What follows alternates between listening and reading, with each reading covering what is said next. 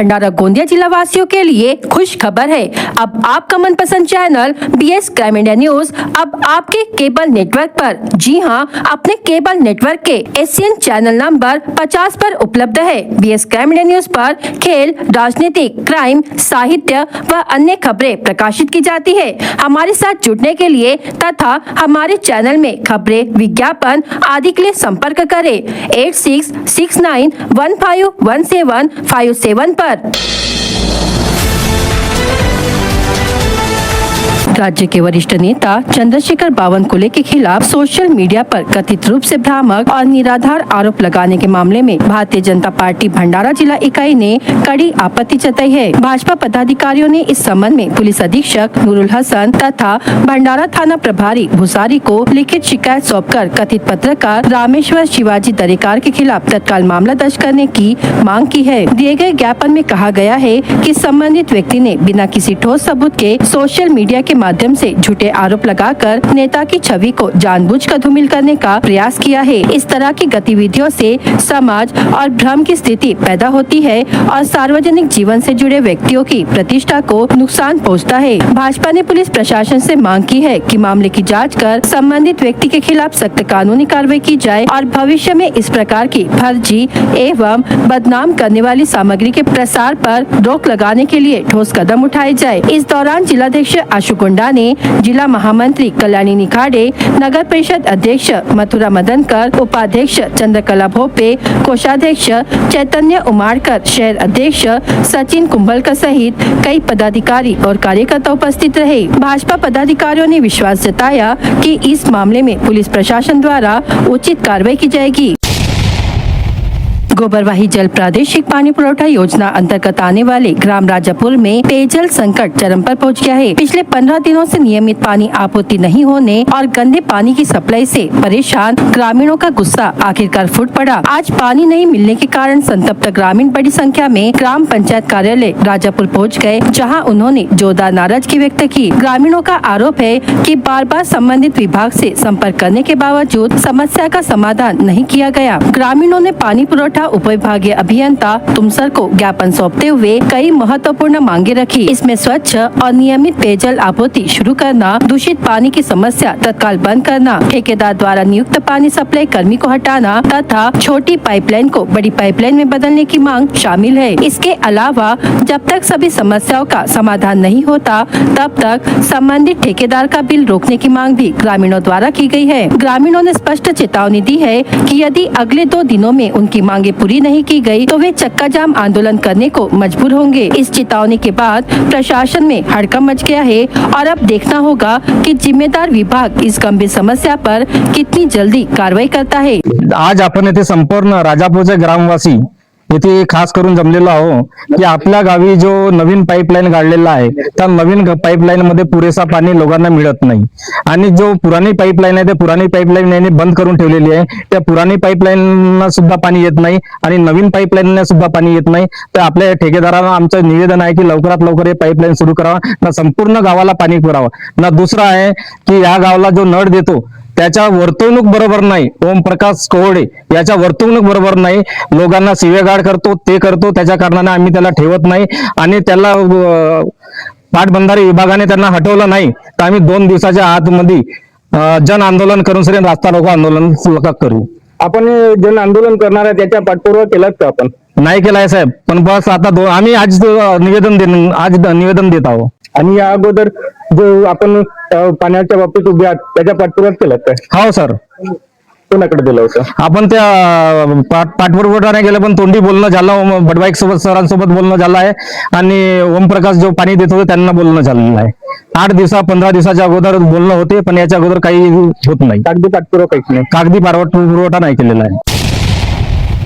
अडाल में प्रस्तावित जल पर्यटन परियोजना को लेकर विकास की नई उम्मीदें जागी है। विधायक नरेंद्र भोंडेकर ने हाल ही में इस प्रस्तावित स्थल का निरीक्षण कर परियोजना की प्रगति और संभावनाओं का जायजा लिया। निरीक्षण के दौरान उन्होंने कहा कि यह परियोजना गांव के समग्र विकास के लिए मील का पत्थर साबित हो सकती है। विधायक भोंडेकर ने बताया कि अडाल क्षेत्र प्राकृतिक संसाधनों से समृद्ध है, जिसका सही उपयोग कर पर्यटन को बढ़ावा दिया जा सकता है। जल पर्यटन परियोजना के माध्यम से न केवल बाहरी पर्यटन पर्यटकों को आकर्षित किया जा सकेगा, बल्कि स्थानीय स्तर पर रोजगार के नए अवसर भी सृजित होंगे। इससे विशेष रूप से ग्रामीण युवाओं को अपने ही क्षेत्र में रोजगार उपलब्ध होने की संभावना बढ़ेगी, जिससे पलायन पर अंकुश लगेगा। उन्होंने इस परियोजना के चलते गाँव की अर्थव्यवस्था को मजबूती मिलेगी और स्थानीय व्यवसायों को भी बढ़ावा मिलेगा। छोटे छोटे उद्योग, खान पान सेवाएं, नाव संचालन, मार्गदर्शन जैसी गतिविधियों से कई परिवारों को आजीविका का साधन प्राप्त होगा। यह पहल अडाल को आत्मनिर्भर बनाने की दिशा में एक महत्वपूर्ण कदम साबित हो सकती है।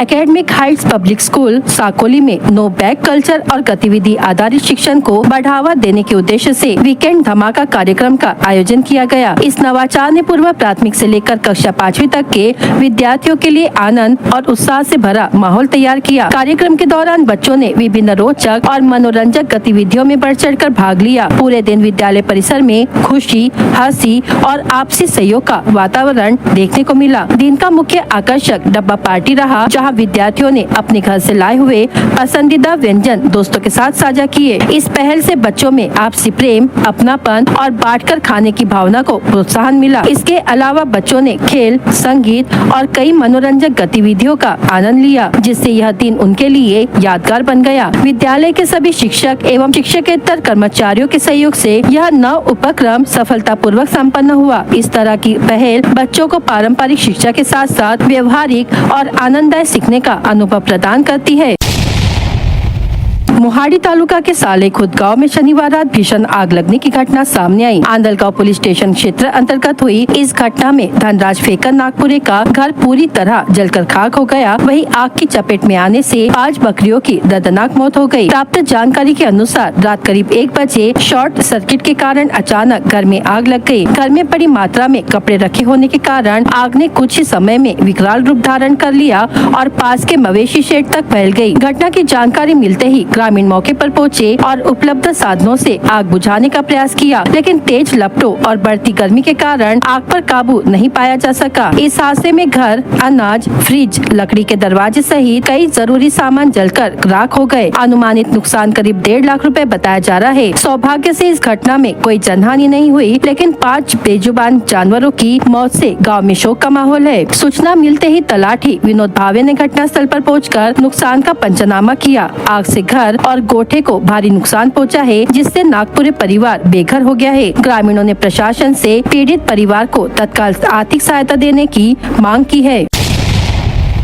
लाखनी पुलिस ने एक बोलेरो पिकअप वाहन को रोककर उसमें ठूस कर भरे हुए 4 गौवंशों को तस्करों के चंगुल से मुक्त कराया। पुलिस सूत्रों के अनुसार लाखनी स्थित के लॉन के सामने नाकाबंदी के दौरान एक सफेद रंग की बोलेरो पिकअप क्रमांक MH36 AA 1469 को संदेहास्पद स्थिति में रोका गया। तलाशी लेने पर वाहन के भीतर 3 बैल और बछड़े को बेहद निर्दयता पूर्वक रस्सियों से बांधकर ठूस कर भरा गया था। जाँच में यह स्पष्ट हुआ कि इन बेजुबान जानवरों को कत्ल करने के उद्देश्य से बिना किसी वैध पास या परमिट के अवैध रूप से ले जाया जा रहा था। पुलिस ने तत्काल कार्रवाई करते हुए वाहन और गौवंश सहित कुल 5,35,000 रुपए का माल जब्त किया है। इस मामले में आरोपी वाहन चालक मानेगांव निवासी अनमोल रिमदेव बोदेले उम्र 30 वर्ष को हिरासत में लिया गया। लाखनी पुलिस ने आरोपी के खिलाफ मामला दर्ज किया है। आगे की जाँच पुलिस कर रही है।